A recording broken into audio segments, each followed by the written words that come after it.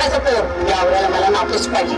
आई आता माझे काय आपल्या खानदानाचं नाव काय तुझ्या पोरी मोठ्या करणार आहेत का?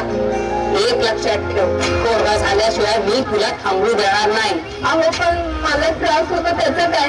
नाही सहन होतं आता मला. कधी एकदा आंबेडकर साहेब तो कायदा आणतील ना असं झालंय मला. नाव काढू नकोस त्या आंबेडकराचं. आंबेडकर साहेब काही करून या सगळ्यातनं आम्हाला बाहेर काढा.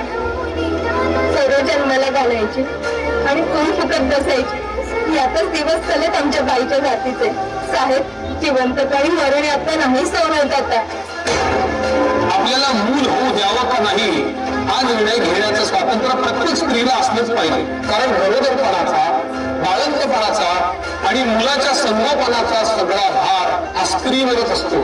त्यामुळे कोणत्याही कारणाने जर एखाद्या स्त्रीला मूल होऊ देण्याची इच्छा नसेल तर तिला गर्भधारणच टाळता येण्याची सुविधा असलीच पाहिजे.